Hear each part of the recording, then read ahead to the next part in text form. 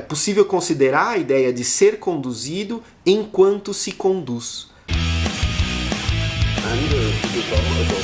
Of the masks that the men wear in their rituals.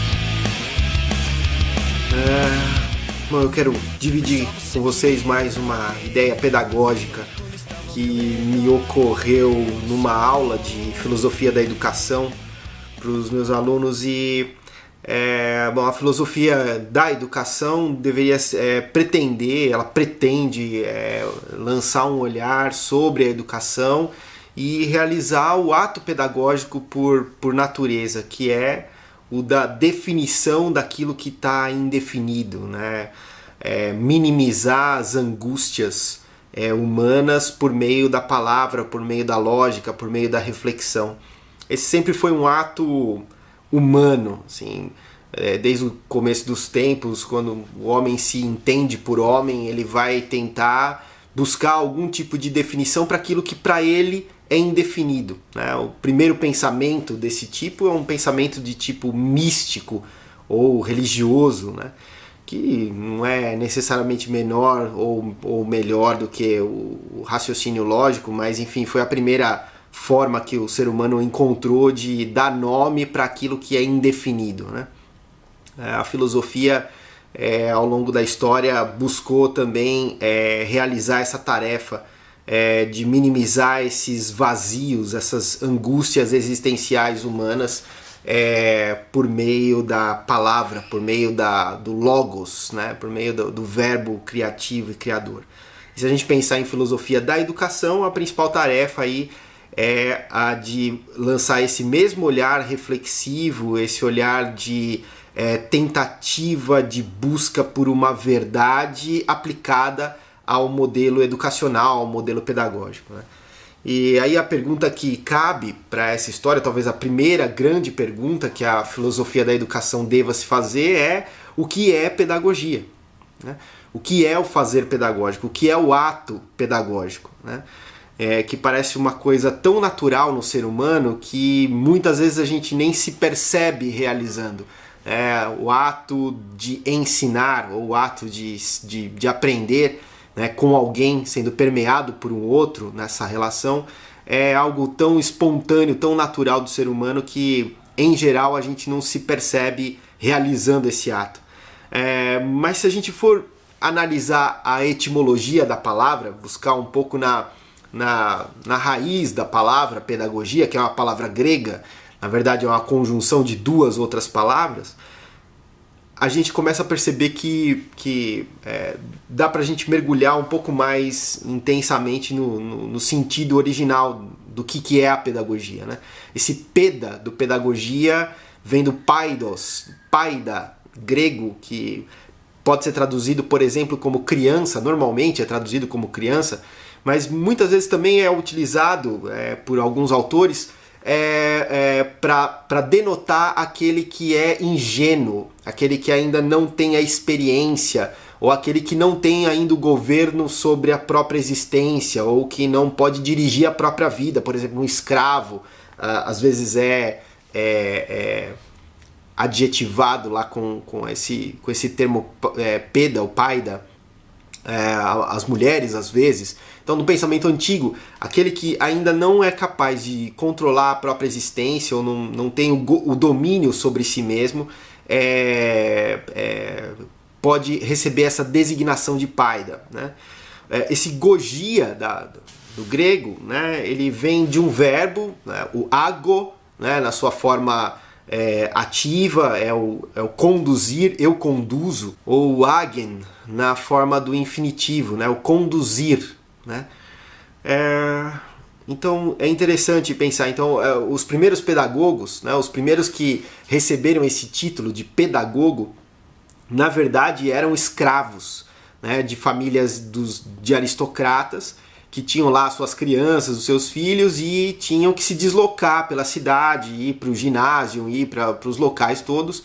E o pedagogo é aquele que recebe a incumbência de pegar na mão da criança e levar de um lugar para outro, né? Então ele é o que realiza o ato de conduzir a criança, conduzir o ingênuo, o inocente, enfim. Com o passar do tempo, com o passar dos séculos, né, os próprios mestres que recebiam essas crianças nos locais de aprendizado, ou nos locais de prática de ginástica, começaram a se intitular também como pedagogos. Quer dizer, claro que não era uma pedagogia física, né, não era um ato de levar de um lugar para o outro, né, não era o homem da perua, né, aquele que pega a criança na casa e leva para a escola e da escola para casa, enfim, mas era um ato de condução da alma, um ato de condução do espírito do indivíduo, em geral, para dentro dele mesmo, para o que ele de fato era, para uma essência, para uma substância de quem ele de fato deveria ser, e isso era denotado como a alma lá para os gregos, né? Então os próprios mestres começam a utilizar esse termo pedagogo, ou psicagogo também era muito usado, é o condutor da alma, o condutor do espírito, né, o condutor da essência, que é o centro do ser mesmo do indivíduo, né?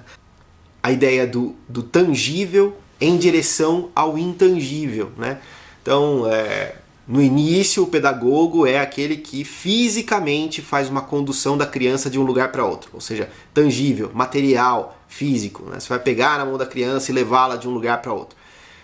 Com o passar do tempo, essa noção vai se deslocar de algo tangível, material, e passar para algo espiritual, algo do campo do intangível, algo do campo do conhecimento, dos valores, dos saberes, portanto não material, não dá pra gente tocar, cheirar, gostar, enfim.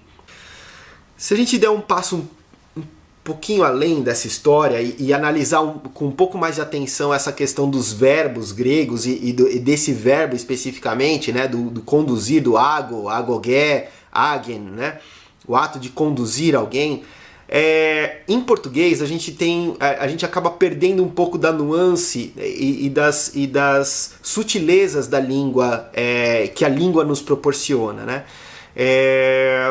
Em português a gente tem basicamente essas relacionado à voz, né? Nós temos duas formas, que é a voz passiva e a voz ativa nos verbos, né? Então, ou você realiza ativamente uma ação, né? Uma situação, eu faço, eu realizo, eu executo, ou você sofre essa ação. Então é a ideia da voz passiva, né? Você é o objeto da ação e não o realizador da ação. Basicamente a gente tem essas duas formas em português. No grego, isso era um pouco diferente, né? E em português a gente não tem uma das dimensões dessa voz, que é a chamada voz média, ou o médio passivo, lá para os gregos, e que era muito comum, era muito usado. O que é essa voz? Ao mesmo tempo em que eu realizo algo, em que eu sou o executante, eu sou a voz ativa daquela ação, eu também recebo essa ação, eu sofro essa ação ao mesmo tempo, né? Então, um exemplo que eu lembro muito das aulas lá do professor Giato Orrano, lá da USP, ele dava esse exemplo do gamel, né? O verbo grego que é o desposar, casar-se. O gamel, ele tem essa situação do médio passivo. Então, você desposa alguém, você casa com alguém, mas também você é desposado. Você sofre a ação do desposar, né? Então, ao mesmo tempo em que você realiza a ação, você sofre essa ação. Essa dimensão em português a gente perde e é difícil até de entender, é um conceito bastante abstrato para nós. Eu lembro muito das aulas do grande mestre Jean Lauan, lá da USP, lá da educação na USP. Ele dava, para a gente tentar entender esse conceito do médio passivo, ele dava, ele usava como exemplo aquela música do Paulinho da Viola, do Não Sou Eu Quem Te Navega, quem me navega é o mar, né? Então, o ato de navegar, o navegante, ao mesmo tempo em que navega, ele sofre a ação do navegar, ou seja, o mar interfere na sua ação de navegar. Então, quem realiza a ação é um elemento ao mesmo tempo de uma prática ativa e de um ato de sofrer a ação do navegar, né? No final das contas, quem é que está navegando, né? Você é que navega o mar ou o mar que te navega? Na verdade, são os dois. Os dois acontecem ao mesmo tempo. Você tanto está praticando a ação da navegação quanto você está sofrendo a ação do ato de navegar, né? Se a gente trouxer um pouco essa mesma ideia para o conduzir, para o ato de conduzir alguém, né, que é a raiz lá da palavra pedagogia, então essa dimensão para nós em português é perdida. Então, para nós é muito mais natural pensar ou imaginar que eu conduzo alguém ativamente, ou seja, eu pego na mão da criança e levo de um lugar para outro, ou eu ensino ativamente um conteúdo para aquela pessoa, para aquele indivíduo, ou seja, saiu de um lugar e foi para o outro de uma forma bem pontual e bem deslocada. Agora, se a gente começa a pensar um pouco nessa perspectiva do médio passivo, né, então o ato de conduzir é também um ato de ser conduzido. Ao mesmo tempo em que se conduz um indivíduo, você é conduzido por esse mesmo indivíduo. Você é permeado pela ação educacional, né? É possível considerar a ideia de ser conduzido enquanto se conduz. É isso. Obrigado.